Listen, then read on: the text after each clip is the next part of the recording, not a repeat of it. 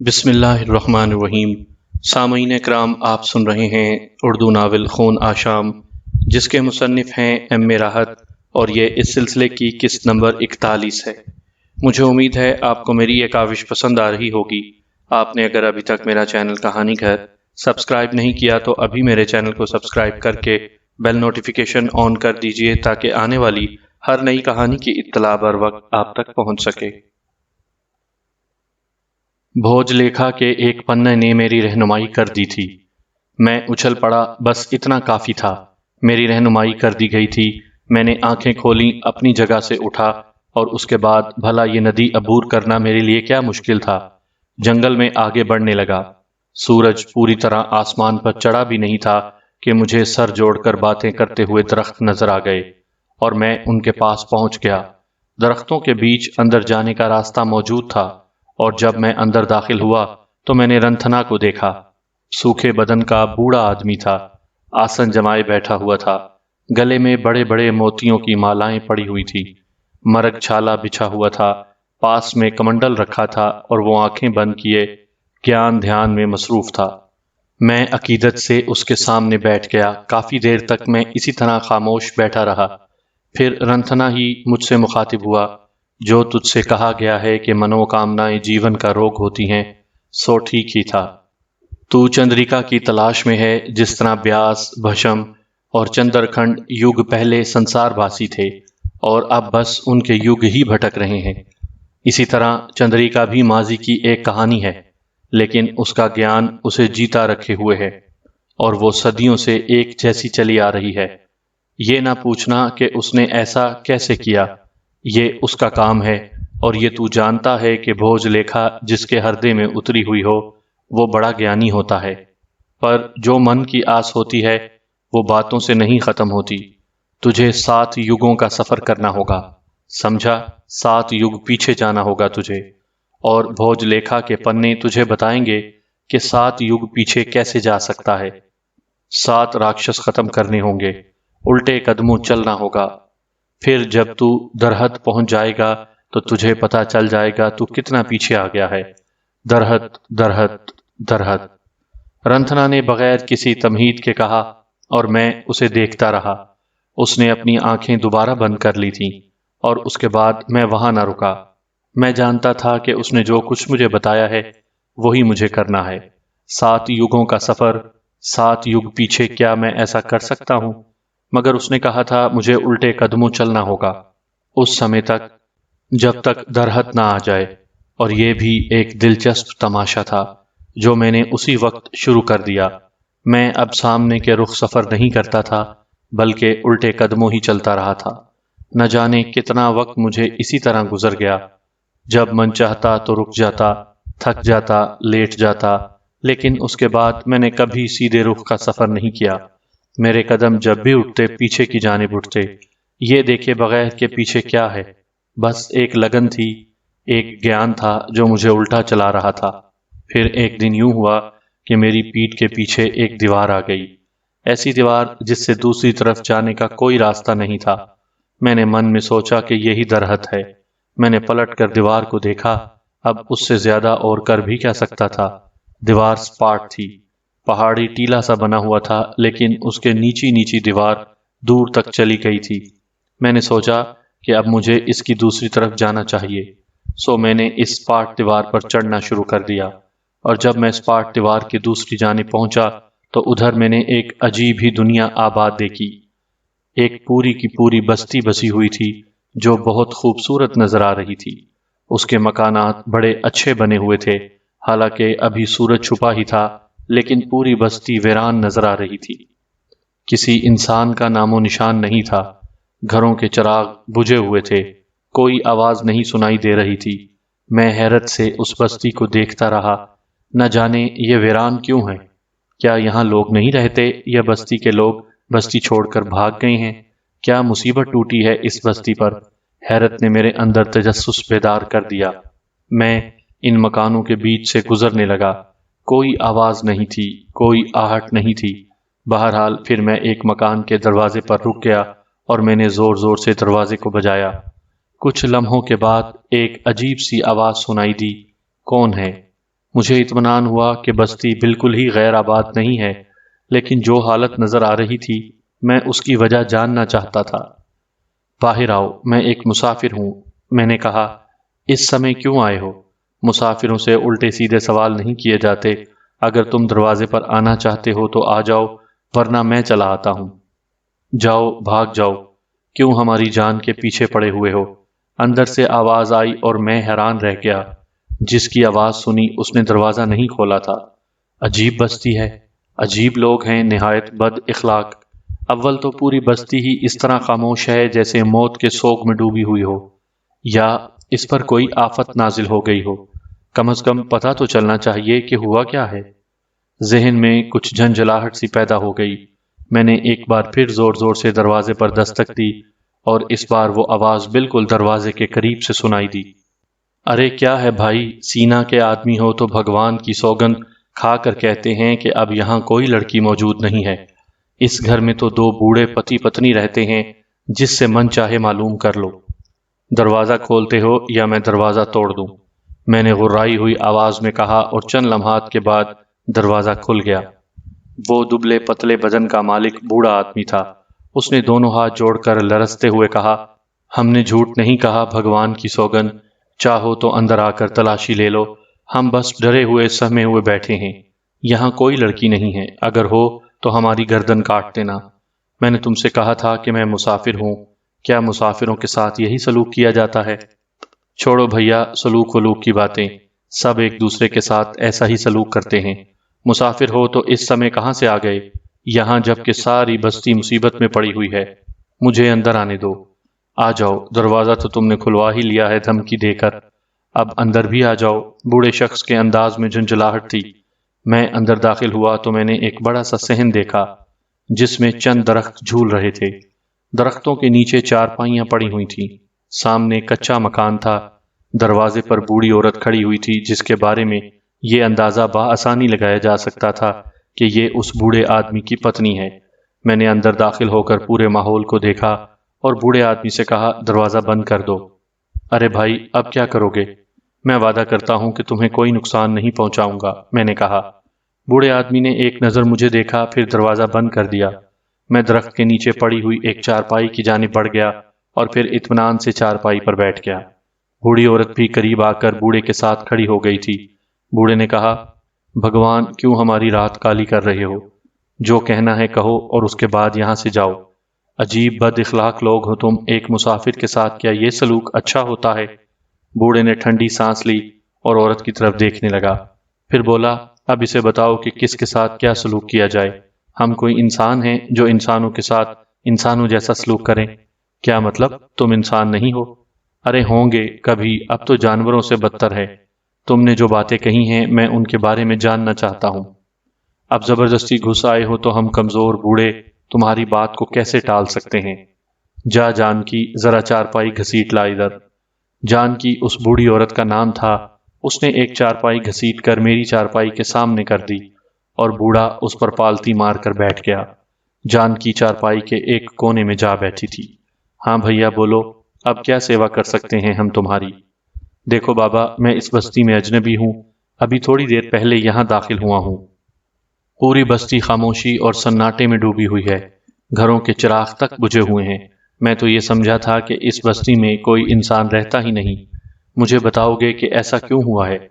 سچ مچ مسافر ہی معلوم ہوتے ہو، مجھے بتاؤ گے کہ کہاں سے آئے ہو؟ بہت دور سے۔ ارے یہ دکھوں کی نگری ہے، کوئی بستی، کوئی شہر، کوئی آبادی دکھوں سے بچی ہوئی نہیں ہے۔ بھگوان نے عذاب نازل کیا ہے ہماری آبادیوں پر، اس لیے کہ اب ہمارا راجہ ہریش چندر ہے۔ ہمارے منہ سے کہلواؤ گے تاکہ پتھروں سے کچل کچل کر مروا دو ہمیں؟ نہیں، ایسی کوئی بات نہیں ہے۔ خیر تم یہ نہ کہو، یہ بتاؤ، کیا راجہ ہریش چندر کے دور میں گھروں میں چراغ نہیں جلتے؟ یہ بات نہیں ہے۔ ہریش چندر کی سیناؤں کا ایک دستہ یہاں آیا ہوا ہے، آج رات وہ یہیں ٹھہرے گا، کل صبح وہ آگے جا رہا ہے۔ ہریش چندر کی فوجوں کے دستے جب کسی بستی میں داخل ہوتے ہیں تو بستی والوں پر مصیبت ایسے ہی آ جاتی ہے۔ سارے سپاہیوں کے لیے بھوجن تیار ہوتا ہے، بستی والوں کو حکم دیا جاتا ہے کہ اچھے سے اچھا بھوجن تیار کر کے وہاں پہنچایا جائے، اور بستی کی ساری جوان کنیاؤں کو ان کے پاس پہنچا دیا جاتا ہے۔ جو ایسا نہ کرے اسے دوسرا دن دیکھنا نصیب نہیں ہوتا۔ اوہ، میں چونک پڑا۔ اور ایسا ہی ہوا ہے بھگوان، اگر تم کسی بھی گھر کے دروازے پر دستک دو گے تو تمہیں لوگ سوتے ہوئے نہیں ملیں گے، تو پھر روتے ہوئے ملیں گے، خاص طور سے وہ جن کے گھر سے کوئی جوان لڑکی اٹھا لی گئی ہو۔ یہ جوان لڑکیاں کہاں لے جائی جاتی ہیں؟ تھوڑے فاصلے پر ہی جنگل ہے، وہاں جنگل میں منگل ہو رہا ہے، کنواری کنیاؤں کو وہ لوگ وہیں لے گئے ہیں۔ اوہ، تو لوگ اپنے گھروں میں موجود ہیں؟ ہاں، اور آنسو بہا رہے ہیں۔ کیا ایسا جگہ جگہ ہوتا ہے؟ ہاں۔ کیا نام ہے تمہارا بابا؟ اوم پرکاش، اس نے جواب دیا۔ اوم پرکاش جی، مجھے اس بارے میں کچھ اور بتائیے، میں وعدہ کرتا ہوں کہ آپ کا نام میری زبان پر کبھی نہیں آئے گا۔ سینائیں دیش کی رکشا کرتی ہیں اور ان کی سہایتا کے لیے بستی کے ہر گھر میں آدمی موجود ہوتے ہیں۔ وہ اپنی مرضی سے جو من چاہے وہ کرتے ہیں، جتنے آدمیوں کو چاہیں جان سے مار دیں، کوئی روکنے والا نہیں ہوتا۔ میرے دل میں نفرت کا ایک طوفان سا اٹھا۔ جو کیفیت پچھلے دنوں سے مجھ پر طاری ہو گئی تھی اس کے تحت یہ ساری باتیں بہت عجیب سی لگی تھیں۔ سینائیں کہاں ٹھہری ہوئی ہیں؟ کہا نا، بستی کے دوسرے سرے پر جنگل میں، انہوں نے اپنے تمبو لگائے ہوئے ہیں۔ ٹھیک ہے بابا، بس اتنا ہی معلوم کرنا تھا مجھے آپ سے، اب آگیا دیجیے۔ ہیں؟ ہاں، میں نے آپ سے کہا تھا کہ میں آپ کو پریشان نہیں کروں گا، بس تھوڑی سی معلومات چاہتا تھا آپ سے۔ ارے بھیا، مگر سنو تو صحیح، تمہارا کیا نام ہے؟ بیاس۔ بیاس بھیا، ایسا کرو تم یہیں اسی چارپائی پر سو جاؤ، ہو سکتا ہے سینائیں صبح ہی چلی جائیں اور ہماری کٹھنا دور ہو جائے۔ اب اتنے برے بھی آدمی نہیں ہیں ہم، کچھ نہ کچھ کریں گے تمہارے لیے۔ اس سمے بھی کھانے پینے کے لیے تھوڑا بہت رکھا ہوا ہے، دودھ ہے، روٹی ہے، دودھ میں ڈال کر کھا لو۔ نہیں بابا، آپ کا بہت بہت شکریہ، بس اب اجازت دیجیے، میں نے کہا اور میں وہاں سے نکل آیا۔ بستی کے مختلف علاقوں سے گزرتا ہوا میں آخرکار بستی کے آخری سرے پر پہنچ گیا۔ دل میں بہت سے خیالات تھے اور میں نہ جانے کیا کیا سوچ رہا تھا۔ رنتھنا نے 7 چیزوں کی بات کی تھی اور میں الٹے قدموں چلتا ہوا اس یگ تک آ نکلا تھا۔ مجھے یقین تھا کہ جس دیوار نے میرا راستہ روکا تھا اس کی دوسری جانب قدیم دنیا آباد تھی۔ نہ جانے کون سی دنیا، نہ جانے کون سا انداز، لیکن میں ان تمام باتوں کے بارے میں سوچنے کے موڈ میں نہیں تھا۔ میرے دل پر تو چندریکا کا راج تھا اور میں چندریکا کی تلاش میں ہر وہ کام کرنا چاہتا تھا جو میرے لیے ممکن نہ ہو سکے اور جس سے مجھے چندریکا کا حصول ہو۔ جنگل کے سرے پر پہنچتے ہی میں نے کافی فاصلے پر مشلوں کا ایک شہر آباد دیکھا۔ ان کی روشنیوں میں سفید سفید خیمے لگے ہوئے نظر آ رہے تھے اور وہاں سے موسیقی کی ایک مدھم آواز ابھر رہی تھی۔ میرے قدم اسی جانب اٹھ گئے اور آہستہ آہستہ چلتا ہوا میں اس جگہ پہنچ گیا جہاں ہریش چندر کی فوجوں نے اپنا رنگ جما رکھا تھا۔ فوجی جوان چاروں طرف جمع تھے، ان کے درمیان کچھ لڑکیاں بھونڈے قسم کا رقص پیش کر رہی تھیں۔ ان کی آنکھیں آنسوؤں سے تر تھیں اور ان کے بدن تھرک رہے تھے۔ ہریش چندر کے سپاہی بےہودہ حرکات کر رہے تھے۔ میرے وجود میں بجلیاں دوڑنے لگیں۔ یہ سب کچھ نہیں ہونا چاہیے، میں نے اپنے آپ کو بھلا رکھا ہے، حالانکہ میرے جسم میں جو قوت ہے، میرے وجود میں جو ناتسخیری ہے، میں اسے کام میں لا سکتا ہوں اور ان لوگوں کو روک سکتا ہوں۔ میں شعلہ جوالا بنا ہوا ان لوگوں کے بیچ پہنچا اور میں نے گرجتی آواز میں کہا، بند کرو یہ سب کچھ۔ کیا ہے یہ؟ چلو لڑکیوں، تم ایک جگہ جمع ہو جاؤ، بند کرو یہ گانا بجانا۔ میری آواز کی غراہٹ ان لوگوں پر اثر انداز ہوئی۔ جو لوگ بے تکے ساز بجا رہے تھے ان کے ہاتھ رک گئے۔ جو نشہ آور شے سے بدمست ہو رہے تھے انہوں نے حیران نگاہوں سے مجھے دیکھا۔ کچھ افراد سامنے بھی تھے۔ ایک لمحے کے لیے ماحول پر میری ہیبت چھا گئی تھی۔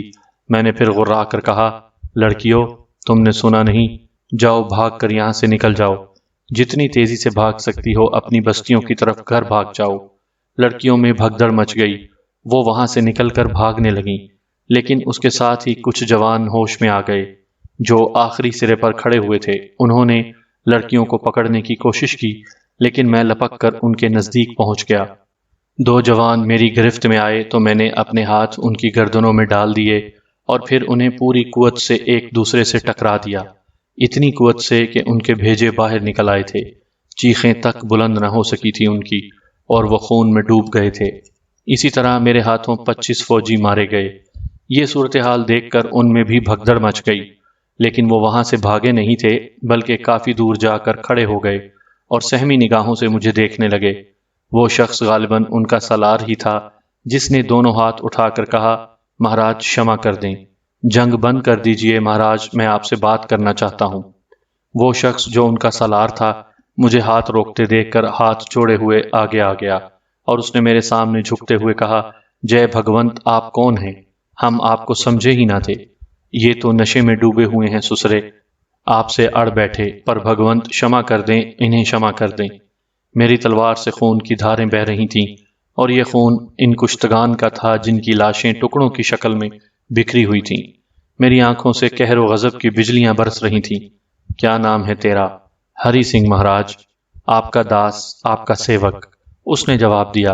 ہری سنگھ، میں نے کہا تھا یہ رنگ رلیاں ختم کر دی جائیں، یہ ناچ گانا بند کر دیا جائے، پر نہ مانا تم لوگوں نے اور اس کی سزا بھگتی۔ پگلے ہیں یہ، آپ کو سمجھ نہ پائے مہاراج، پرنتو آپ ہیں کون؟ میں جو کوئی بھی ہوں، تم اسی وقت یہاں سے اپنے خیمے اکھاڑو اور فوراً چلے جاؤ، اور پھر کسی بستی میں ایسا نہ ہونے پائے۔ کہہ دینا اپنے راجہ ہریش چندر سے۔ سو تو ہم کہہ دیں گے مہاراج، پرنتو آپ کا نام کیا بتائیں انہیں؟ بیاس، میں نے جواب دیا۔ جے بھگونت، جے مہا شکتی شالی، اس نے دونوں ہاتھ جوڑ کر سر جھکاتے ہوئے کہا۔ تیاریاں کرو فوراً، مہاراج بیاس کی بات مانو، ہم یہاں نہیں رکیں گے۔ ہری سنگھ پر میری دہشت کچھ ضرورت سے زیادہ ہی سوار ہو گئی تھی۔ انہوں نے اپنے خیمے بھی وہیں چھوڑ دیے اور سپاہیوں کی لاشیں بھی، اور اس کے بعد اپنے گھوڑوں پر بیٹھ کر ایسے سرپٹ ہوئے کہ پلٹ کر بھی نہ دیکھا۔ ابھی جہاں رنگ رلیاں منائی جا رہی تھی وہاں اب کچھ لاشیں پڑی ہوئی تھیں اور خیمے جوں کے توں پڑے ہوئے تھے۔ چاروں طرف سناٹا چھا گیا تھا۔ سپاہی اپنے سالار کے ساتھ بھاگ گئے تھے۔ وہ لڑکیاں بھی یہاں سے رفو چکر ہو گئی تھیں جنہیں بستی سے پکڑ کر لایا گیا تھا۔ میں وہیں تاریکی میں کھڑا یہ سوچ رہا تھا کہ مجھے کیا کرنا چاہیے۔ رنتھنا نے مجھے 7 یگوں کے سفر کے لیے کہا تھا، اور اب ان آبادیوں اور اس انداز کو دیکھ کر مجھے پتا چلتا تھا کہ میں پہلے یگ کا سفر کر رہا ہوں، اور ان 7 یگوں میں مجھے 7 راکشس ہلاک کرنا ہے۔ ممکن ہے راجہ ہریش چندر ہی پہلا راکشس ہو۔ بہرحال یہ ساری باتیں ہوئی تھیں، اور اب میں بستی میں واپس جا کر لوگوں سے اس بارے میں مکمل معلومات حاصل کرنا چاہتا تھا۔ چنانچہ میں نے آہستہ روی سے واپسی کا سفر شروع کر دیا۔ بستی میں بھاگی ہوئی لڑکیاں شاید اپنے اپنے گھروں کو پہنچ چکی تھیں، لیکن وہاں اب بھی سناٹا پھیلا ہوا تھا۔ میں کچھ دیر سوچتا رہا، اس کے بعد میں نے بستی کے ایک چوک میں بڑے سے پیپل کے درخت کے نیچے چبوترے پر دھونی رما لی۔ یہاں آرام کر لوں، دن کی روشنی میں بستی والے بہرحال جاگیں گے اور میں دیکھوں گا کہ میں ان کے بیچ کیا کر سکتا ہوں۔ سو میں آرام کے لیے لیٹ گیا اور میرے دل میں عجیب و غریب خیالات آتے رہے۔ پھر صبح کا اجالا نمودار ہوا اور سورج نے مشرق سے سر ابھار کر اپنا راج قائم کر لیا۔ بستی جاگ اٹھی تھی۔ وہ لڑکیاں جو وہاں سے سپاہیوں کے چنگل سے نکل کر بھاگی تھیں، لازمی بات ہے کہ انہوں نے اپنے گھر میں کسی ایسے آدمی کا تذکرہ کر دیا ہوگا جس نے ہریش چندر کی سیناؤں کے بہت سے لوگوں کو ہلاک کر دیا تھا۔ انہوں نے پوری کہانی سنائی ہوگی اور بستی میں سنسنی پھیلی ہوئی ہوگی۔ بہرطور دن کی روشنی پھوٹ چکی تھی اور لوگ گھروں سے نکل نکل کر ایک دوسرے کو صورتحال بتا رہے تھے۔ تب کسی کی نگاہ مجھ پر پڑ گئی اور وہ ٹھٹک کر مجھے دیکھنے لگے۔ پھر چند افراد کا ایک غول میرے قریب پہنچ گیا اور اس نے بڑے ادب سے مجھے مخاطب کیا۔ ان میں سے ایک نے کہا، مہاراج آپ کون ہیں اور یہاں کیا کر رہے ہیں؟ میں رات تمہاری اس بستی میں آیا تھا، میرا نام بیاس ہے اور میں مسافر ہوں۔ مہاراج کیا آپ وہی ہیں جنہوں نے ہریش چندر کی سیناؤں کے جوانوں کو مار کر بھگا دیا؟ وہ لوگ بستی کی بیٹیوں کے ساتھ جو بدسلوکی کر رہے تھے، اس کے جواب میں مجھے یہی کرنا چاہیے تھا۔ یہ معلوم کر کے کہ میں ہی وہ شخص ہوں، ان لوگوں میں ایک غلغلہ سمجھ گیا اور اس کے بعد وہ ادھر ادھر بھاگ گئے۔ تھوڑی دیر کے بعد میں نے بستی کے بے شمار افراد کو غول در غول اس طرف آتے ہوئے دیکھا۔ پیپل کے درخت کے نیچے بنے ہوئے چبوترے کے ارد گرد ان کے جمے غفیر لگ گئے تھے۔ ان لڑکیوں کو بھی لایا گیا تھا جو رات کو ان درندوں کی بھینٹ چڑھنے والی تھیں، لیکن میری بروقت مداخلت سے ان کی عزت بھی بچ گئی تھی اور زندگی بھی۔ ان میں سے بہت سی لڑکیوں نے مجھے شناخت کر لیا۔ بس اس کے بعد وہاں میری پوجا کا آغاز ہو گیا۔ لوگ اپنی عقیدت کا اظہار کر رہے تھے، طرح طرح کی چیزیں میرے سامنے لا کر ڈھیر کر رہے تھے اور میں مسکراتی نگاہوں سے انہیں دیکھ رہا تھا۔ ہر دور میں انسان طاقت کا پجاری رہا ہے۔ پھر وہی بوڑھا شخص آ گیا جس سے میں نے رات کو یہاں داخل ہونے کے بعد سب سے پہلے بات چیت کی تھی۔ میں نے ان کے سوال جواب سے بچنے کے لیے خود پوچھا، پہلے مجھے یہاں کی تمام صورتحال بتاؤ، اس کے بعد فیصلہ مجھے خود کرنے دو۔ مہاراج، آپ نے ہماری عزت بچا کر ہمارا جیون خرید لیا ہے، پر کیا کریں، یہاں تو ہر بستی میں یہی ہاہاکار مچی ہوئی ہے۔ ہریش چندر مہاراج کو نہ کسی کی عزت کا پاس ہے نہ کسی کی آبرو کا۔ وہ راج کر رہے ہیں اور ان کی سینائیں اپنے ہی آدمیوں میں اندھیر مچاتے پھر رہے ہیں۔ میں کوشش کروں گا کہ تم لوگوں کو ہریش چندر کے ظلم سے نجات دلاؤں۔ جے مہا آتما، جے مہا پرونت۔ ان لوگوں نے نعرے لگانے شروع کر دیے۔ پھر بستی کے کچھ بوڑھے میرے پاس آ گئے۔ مہاراج، آپ کچھ بھوجن تو لے لیں، باقی باتیں بعد میں ہوتی رہیں گی۔ ٹھیک ہے، میں کچھ کھائے لیتا ہوں، لیکن تم مجھے ہریش چندر کے بارے میں بتاؤ۔ اسی چبوترے پر سبھا جم گئی اور بوڑھوں نے مجھے ہریش چندر کے بارے میں بتانا شروع کر دیا۔ پھر ایک بوڑھے نے بڑی دور کی کوڑی لاتے ہوئے کہا، ہرے دیوا مہاراج نے جو بات بتائی تھی کہیں وہی تو پوری نہیں ہو رہی؟ ارے ہاں، یہ بیاس دیوتا ہی ہیں، پر ہرے دیوا نے تو کہا تھا کہ وہ ناگ دیوتا ہوگا۔ دیوتاؤں کے نام الگ الگ ہوتے ہیں، پر جو کچھ ہوا ہے اس سے تو یہی پتہ چلتا ہے۔ کیا تم مجھے بتاؤ گے کہ ہر دیوا کون ہے، ناگ دیوتا کون ہے؟ مہاراج، ہردیو سنگھ سب سے بڑے مہنت ہیں اور ہماری آبادیوں کے سارے مندروں کے پجاری ان کے چیلے۔ ہردیو سنگھ مہاراج نے بہت پہلے سے آکاش سے اترنے والے ناگ دیوتا کا بت بنا رکھا ہے۔ ان کا کہنا ہے کہ ناگ دیوتا اپنی مرضی سے پرگٹ ہوگا، اور جب وہ پرگٹ ہوگا تو بہت سے ایسے کام ہوں گے جو سنسار والوں کے من میں بھی نہیں آ سکتے۔ دبے لفظوں میں مہاراج ہردیوا سنگھ، جنہیں ہردیوا کہہ کر پکارا جاتا ہے، انہوں نے یہ کہہ دیا ہے کہ ظالم کی حکومت ناگ دیوتا کے ہاتھوں ہی ختم ہوگی، اور اب جس طرح ہریش چندر کی سینا کے سپاہیوں کو ملیا میٹ کیا گیا ہے، اس سے یہی اندازہ ہوتا ہے مہاراج کہ آپ آکاش سے اترنے والے ناگ دیوتا ہی ہیں۔ میں نے دلچسپی سے یہ ساری کہانی سنی اور سوچ میں ڈوب گیا۔ ہریش چندر کی فوجوں کے یہ مظالم اگر ہریش چندر کے کانوں تک نہیں پہنچے تو اسے راجہ بننے کا کوئی حق نہیں ہے، اور اگر کسی مہنت نے یہ چکر چلا رکھا ہے تو پھر میرا خیال ہے اس مہنت سے ملنا ہی مناسب ہوگا۔ مہنت ہردیو سنگھ کہاں رہتے ہیں؟ ایک بستی ہے جس کا نام ہردیوا ہے، وہ بستی مہنتوں کی بستی ہی ہے۔ کیا تم لوگ مجھے وہاں لے جا سکتے ہو؟ ہاں مہاراج، کیوں نہیں؟ آپ نے ہماری عزت بچائی ہے تو ہم آپ کی ہر سیوا کے لیے حاضر ہیں۔ میں نے ان سے جس خواہش کا اظہار کیا تھا اس کی تکمیل کے لیے بے شمار لوگ تیار ہو گئے، لیکن میں نے صرف 2 افراد کا انتخاب کیا، ان سے گھوڑے مانگے اور اس کے بعد میں ایک گھوڑے پر بیٹھ کر ہردیوا کی جانب چل پڑا۔ مہنت ہردیوا سنگھ کے بارے میں یہ اندازہ مجھے ہو گیا تھا کہ وہ بھی ان آبادیوں کی کوئی بڑی طاقت ہے، کیونکہ اس کے نام پر ایک پوری بستی آباد تھی۔ دلچسپ معاملات شروع ہو گئے تھے۔ فاصلہ بہت زیادہ طویل تھا۔ وہی لوگ تھک گئے لیکن میں نہ تھکا۔ البتہ جب سورج غروب ہو چکا تھا تو میں نے دور سے روشنیاں دیکھیں، اور یہ روشنیاں مندروں کی تھیں، گویا مندروں کا پورا شہر ہی آباد تھا۔ گھنٹیاں بج رہی تھیں، پوجا پاٹ ہو رہی تھی اور عبادت کرنے والے عبادت میں مصروف تھے۔ یہی وہ جگہ تھی جہاں سے میں ہریش چندر کی مملکت میں اپنے کام کا آغاز کر سکتا تھا۔ اب تم نے مجھے ہردیوا پہنچا دیا، تم واپس چلے جاؤ۔ کیا ہم مہاراج ہردیو سنگھ کو آپ کے بارے میں نہ بتائیں؟ بیاس دیوتا، نہیں، یہاں میں اپنی جگہ خود تلاش کر لوں گا۔ تو ٹھیک ہے، ہم واپس چلے جاتے ہیں۔ وہ چلے گئے۔ میں نے اپنا گھوڑا بھی ان کے حوالے کر دیا تھا، کیونکہ اب یہاں آنے کے بعد مجھے اس کی ضرورت نہیں رہ گئی تھی۔ پھر میں مندروں کی اس بستی میں داخل ہو گیا۔ بڑے چھوٹے مندر تا حد نگاہ پھیلے ہوئے تھے، انہی کے بیچوں بیچ رہنے کے لیے جگہ بھی بنی ہوئی تھی۔ یاتریوں کے غول موجود تھے، جنہوں نے درختوں اور دھرم شالاؤں میں اپنے لیے قیام گاہیں بنائی ہوئی تھیں۔ یہ لوگ یہاں برکتیں حاصل کرنے آتے تھے۔ عجیب سی بستی تھی۔ بہرحال میں نے بھی اپنے لیے ایک جگہ منتخب کر لی۔ ذہن میں کوئی خاص خیال تو تھا نہیں، بس آیا تھا یہاں۔ انہوں نے مجھے ناگ دیوتا کہا تھا، میں نے اپنا نام انہیں بیاس بتایا تھا۔ مجھے یہ دیکھنا تھا کہ ہردیوا مہاراج کیا چیز ہیں۔ غرض یہ کہ اپنے لیے جو جگہ میں نے منتخب کی وہ بھی یاتریوں ہی کی مانند تھی، اور کوئی ایسی خاص بات یہاں نہیں ہوئی تھی۔ دوسرے دن صبح میں نے ان مندروں کی دیکھ بھال شروع کر دی۔ لوگ پوجا پاٹ ہی میں مصروف نظر آتے تھے۔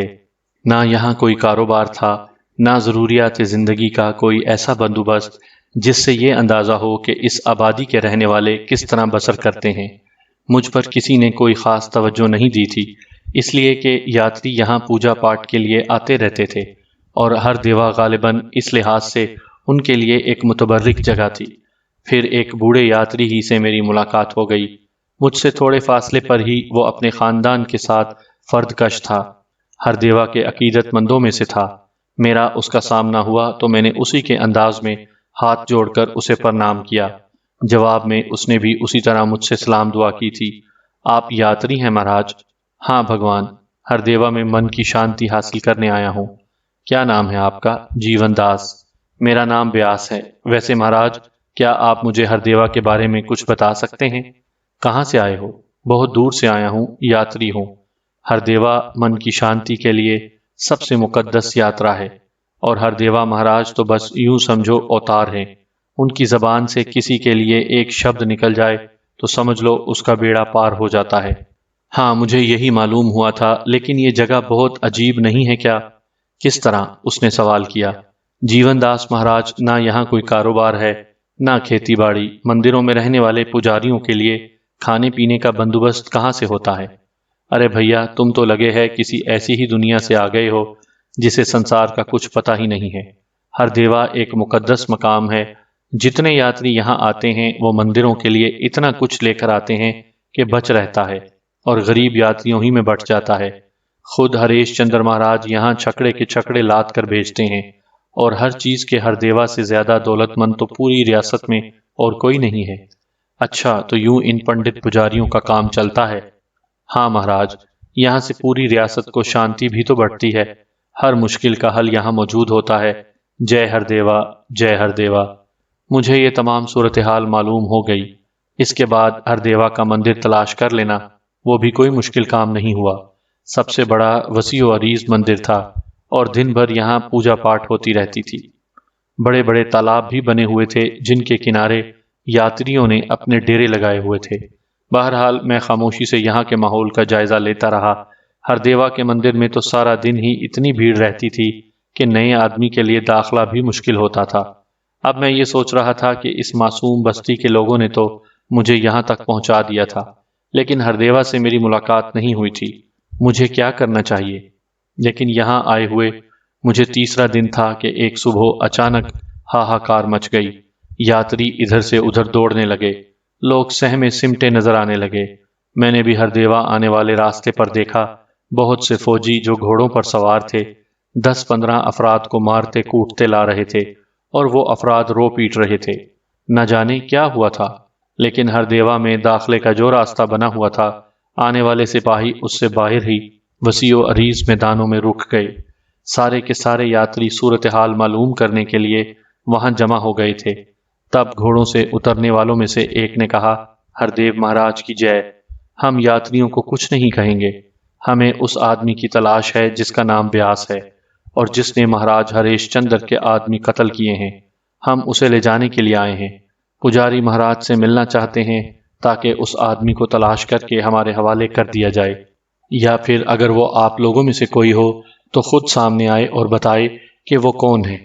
وہ ہریش چندر مہاراج کا مجرم ہے، اور مہاراج پریتم سنگھ نے ہمیں حکم دیا ہے کہ اسے پکڑ کر لایا جائے۔ پریتم سنگھ کے بارے میں البتہ مجھے نہیں معلوم تھا کہ یہ کون ہے۔ بہرحال مجھے تلاش کرنے کے لیے ہی یہ لوگ یہاں آئے تھے، اور جن بیچاروں کو وہ مارتے کوٹتے لائے تھے یہ اسی بستی کے لوگ تھے جس میں نے اپنا یہ کارنامہ سر انجام دیا تھا۔ اب میرے لیے رکنا مناسب نہیں تھا۔ میں جانتا تھا کہ میری وجہ سے ان لوگوں پر ظلم ہوگا، چنانچہ میں خود ہی آگے بڑھایا۔ میرا نام بیاس ہے، اور میں وہ ہوں جو اس بستی میں اس سمے موجود تھا جب ہریش چندر کے سپاہیوں نے بستی کی کنیاؤں کو نکال کر انہیں بے عزت کرنے کی کوشش کی تھی۔ سپاہیوں نے مجھے دیکھا، یاتری بھی خوفزدہ نگاہوں سے مجھے دیکھنے لگے۔ میں آگے بڑھا اور سامنے آ گیا۔ سپاہی مجھے خونی نگاہوں سے گھورنے لگے۔ پھر ان میں سے ایک نے، جو ان کا سالار معلوم ہوتا تھا، ان بستی والوں سے بھاگ جانے کے لیے کہا جنہیں وہ پکڑ کر لائے تھے، اور بستی والے سر پر پاؤں رکھ کر الٹے قدموں واپس بھاگے۔ 2 سپاہی آگے بڑھے اور میرے پاس پہنچ گئے۔ انہوں نے مجھ سے کہا، چلو تمہیں مہاراج پریتم سنگھ کے سامنے پیش ہونا ہے۔ یہ پریتم سنگھ کون ہے؟ مہاراج پریتم سنگھ کا نام ادب سے لو، وہ ہمارے سیناپتی ہیں۔ تو کیا انہیں تمہارا جیون بھاری تھا جو انہوں نے تمہیں مجھے گرفتار کرنے کے لیے بھیج دیا؟ کیسے گرفتار کر کے لے جاؤ گے تم مجھے؟ اگر سیدھی طرح نہیں چلو گے تو زبردستی کر کے، سیدھی طرح چلنا چاہتے ہو تو اس گھوڑے پر سوار ہو جاؤ اور ہمارے ساتھ چلو، اور اگر سیدھی طرح نہ چلنا چاہوں تو بھی ہم تمہیں قتل نہیں کریں گے، کیونکہ مہاراج پریتم سنگھ نے حکم دیا ہے کہ تمہیں زندہ یہاں لایا جائے۔ ٹھیک ہے، تم مجھے زندہ لے چلو، میں خود کسی گھوڑے پر سوار ہو کر نہیں جاؤں گا، میں نے کہا۔ چلو اسے لے جانے کی تیاریاں کرو۔ 2 گھوڑے سامنے لائے گئے، میرے اوپر کمندیں پھینکی گئیں اور ان کے سرے گھوڑوں کی پشت سے باندھ دیے گئے۔ میرے ہونٹوں پر مسکراہٹ پھیل گئی تھی۔ سچی بات یہ ہے کہ اب تک تو اپنی طاقت کے مظاہرے کا کوئی خاص موقع نہیں ملا تھا، لیکن میں دیکھنا چاہتا تھا کہ چندر کنڈ نے جو بھشم شکتی مجھے دی ہے وہ میری کس حد تک معاون ہو سکتی ہے۔ ان یگوں میں آنے کے بعد صحیح طور پر اپنی آزمائش کا پہلا موقع تھا۔